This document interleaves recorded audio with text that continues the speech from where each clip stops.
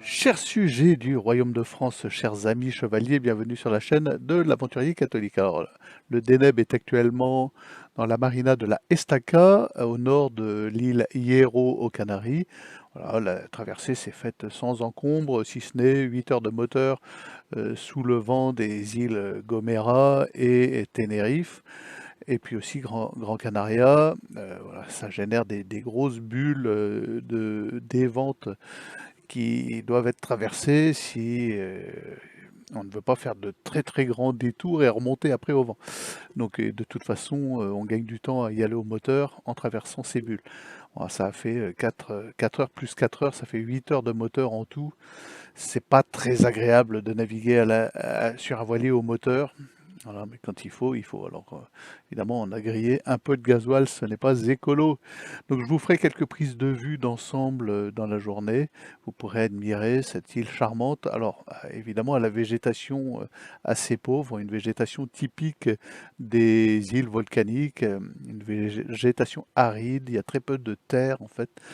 Même si cette île a la particularité d'être un peu plus humide que Gran Canaria ou les autres. Voilà, je sais qu'à Tenerife, il y a une forêt, mais bon, Tenerife culmine à 3800 mètres et c'est le sommet de l'Espagne. Donc nous attendons ici les alizés, le régime des alizés qui n'est pas encore très bien installé autour des Canaries. Eh bien, nous avons des vents qui tournent entre le sud, le nord, un manque de vent d'ailleurs, alors qu'on devrait être déjà dans un régime de nord, nous propulsant vers l'ouest, un régime de nord-est même, nous permettant de descendre assez rapidement vers le Cap-Vert et vers la latitude du Cap-Vert en ce qui nous concerne et d'obliquer plein ouest vers la Martinique qui se trouve à 16 degrés de latitude. Là, nous sommes à 28. Voilà. On a 12 degrés de latitude à descendre, ce que nous ferons, on l'espère, le plus en ligne droite possible. Alors, il n'y a pas de ligne droite évidemment puisque la Terre étant, je le rappelle, une sphère, voilà, il y a deux façons de naviguer, l'orthodromie ou la loxodromie, soit on tire le plus droit possible sur la projection de la sphère, soit on suit la courbe, voilà, ce qui est le plus long. Et bon, une façon de naviguer nous fait passer plus au nord et une plus au sud, à voir. Voilà, c'est pas encore déterminé, ça dépendra du vent et comment le vent s'est installé. Et l'Alizé n'est pas précoce, l'Alizé actuellement est très sud et mou. Donc voilà, ça permet pas de prendre la route la plus nord. Il faut descendre assez sud à partir d'ici et pour le moment, eh bien, la descente elle se fait dans du vent très très faible et elle impliquerait, si on partait là maintenant, de faire du moteur pour aller rejoindre le régime de vent alizé qui est très sud, très peu installé, encore assez instable. Voilà. Donc l'Alizé n'est pas précoce cette année. Voilà. Donc ici, on n'a pas fait encore le tour bien des offices proposés, des messes, comment les gens à Hierro vivent la foi catholique, puisque je rappelle, les Espagnols sont catholiques. Hier, le ferry qui est juste à côté, dans l'avant-port, embarquait une centaine de migrants qui défilaient en file indienne à 1 mètre d'intervalle sous la surveillance de la police. Donc que de jeunes hommes, des 100 jeunes hommes noirs ici, venus provenant de Mauritanie, vraisemblablement. Et voilà, je ne porte pas de jugement personnel parce que ces hommes ont évidemment quitté leur famille, leur foyer, leur pays, vivent un drame humain.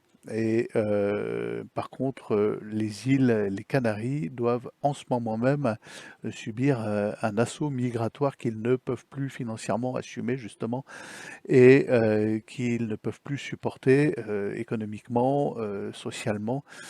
Voilà, donc ça pose un gros problème.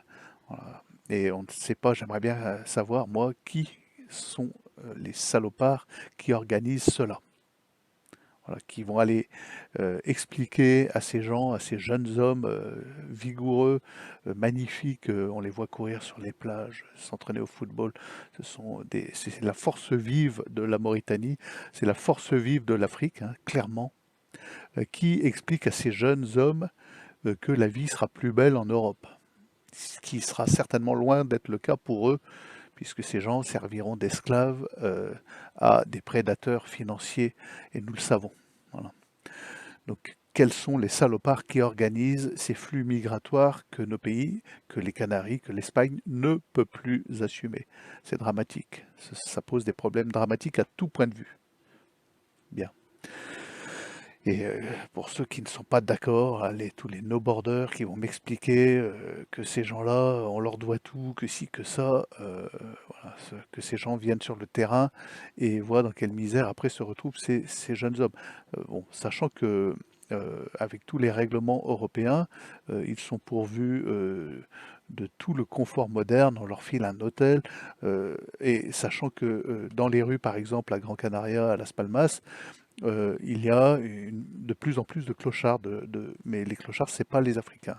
Je peux vous assurer que ce ne sont pas les Africains, ce sont des Espagnols qui sont dans la rue, assis par terre, à mendier, et des Espagnols pas de plus en plus jeunes, hein, pas tous 70 ou 80, c'est des quarantenaires dans la force de l'âge qui sont au bout du rouleau, et pour qui l'Europe ne fait rien, n'est-ce pas? Donc, faudrait voir à balayer devant chez nous avant de prétendre accueillir des jeunes hommes déracinés, vivant eux-mêmes un drame personnel. Bien. Bon, ceci étant dit, l'accueil évidemment du Déneb avec son grand Sacré-Cœur sur l'étrave et sa Vierge de Rocamadour est assez surprenant. Et par exemple, mon voisin vient me dire: «Oh, mais c'est Jésus ça!» Oh, mais de toute façon, Jésus ou Bouddha, c'est du pareil au même. Voilà. Nous avons le cas typique de la déchristianisation des peuples européens, puis ce monsieur-là a un Gwenadu en tête, il est breton, donc il vient d'un pays qui est censé être catholique, la Bretagne. Bon, tout se perd, n'est-ce pas? Bon, ça restera un garçon très agréable et amusant, avec qui nous avons plaisir à converser, mais c'est même pas la peine d'entrer dans le sujet religieux avec lui. C'est inutile. C'est un refus catégorique et c'est le cas de beaucoup des navigateurs sur le ponton où nous sommes et ailleurs, hein. Voilà, le milieu maritime étant le milieu de la plaisance, le milieu des gens qui partent en mer étant, je le rappelle, très desséchant spirituellement, très aride, très moqueur. Voilà, et beaucoup sur le respect humain, voilà. «Oh mais toi, oh qu'est-ce que c'est que ça? Mais tu y crois? Oh moi je m'en fous, moi ça n'a aucune importance». On entend beaucoup ce genre de discours, c'est assez compliqué et généralement ça sert à rien de discuter, voilà. Il faut se contenter de remuer la tête, voilà, bah oui, qu'est-ce que tu veux? Moi, j'y crois, bah oui, voilà. Hier, je suis tombé sur un débat hallucinant, sur, la chaîne géopolitique profonde. Un débat hallucinant, je pense que beaucoup d'entre vous y auront assisté, qui traitait, de, l'actualité ou je ne sais quoi, de la foi catholique ou de la foi tout court ou de la foi en Dieu et des Écritures. Y était invité Fabrice Divisio, l'avocat qui a pris la défense des non-vaccinés durant la période de la psychopandémie. Et le débat était d'un niveau sous le niveau de la mer, s'y exprimaient des fascistes de la modernité. Aujourd'hui, nous avons la connaissance, disait l'une d'entre elles. Quelle connaissance? Alors, elle parlait bien entendu de ce que nous apporte, de ce qu'apporte à notre rivage la science contemporaine, toutes les idées de la science contemporaine, et elle appelle ça de la connaissance. Alors c'est même pas de la gnose, puisque c'est en général de la connaissance antéchrist ou anti-Dieu, euh, et que toute la science contemporaine n'est pas en harmonie et en phase avec l'idée mainstream que Dieu n'existe pas et que la science va tout expliquer. Mais c'était le fond du débat, et c'était tellement à ras les pâquerettes au niveau spirituel et philosophique que Fabrice Divisio s'est emporté et a quitté le plateau. Voilà. Euh, Sans avoir pu expliquer que oui, les Écritures, la Bible, les Évangiles sont la vérité vraie, et que c'est en quelque sorte le mode d'emploi pour atteindre notre bien, qui est notre fin et qui est la vision béatifique. Voilà, et qui concerne tout homme, et non pas la descente du fleuve mainstream, comme le suggéraient la blonde et la brune du plateau. Et donc ce débat était d'une nullité consternante. On laissait parler des gens avec une culture absolument nulle, une interrogation philosophique zéro, et l'animateur de l'émission était bien incapable de relever le niveau. Il n'en avait pas le niveau d'ailleurs. Voilà. Il était bien incapable de relever le niveau, et surtout après le départ de Fabrice Divisio qui malheureusement s'est montré assez nul et incapable lui de rester, de laisser vitupérer la brune et la blonde et le musulman, de les laisser s'emporter, s'exciter sur leur fameuse science et leur athéisme convenu, et de leur dire juste cette simple vérité que je vous ai énoncée. Et l'idée est d'aller au ciel, tout un chacun, et de voir Dieu avec nos yeux. Voilà. Maintenant, si vous ne voulez pas croire dans les évangiles et vous préférez croire les bêtises d'Aurélien Barraud, libre à vous, chers amis.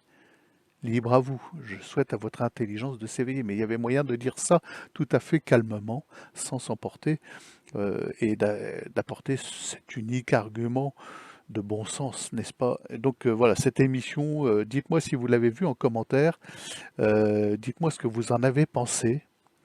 C'était le niveau zéro de l'émission dite spirituelle, avec un titre putaclic, et c'était assez dramatique. Et puis c'est un peu le niveau d'ailleurs de géopolitique profonde qui nous fait beaucoup d'ésotérisme, de, euh, de réincarnation, de métempsychose, en invitant des foldingues qui, sont en grosso modo des sorcières. Il y a beaucoup d'émissions avec des sorcières d'ailleurs, avec le Nicolas Stoker qui invite ces gens-là, qui invite des gens qui sont apostats en Christ, malheureusement. Voilà, c'est un peu le niveau de géopolitique profonde qui nous a fait hier une émission dramatique. Voilà les amis, je vous demande de partager, de vous abonner. Je vous ferai peut-être des petits shorts visuels de Hiero aujourd'hui, puisque nous allons, il n'y a aucun commerce autour de la marina, donc nous allons devoir un peu explorer pour trouver les légumes, les fruits, tout ça, parce que nous devrons préparer le bateau à la Transat à partir d'ici. Donc abonnez-vous, partagez, et à demain peut-être.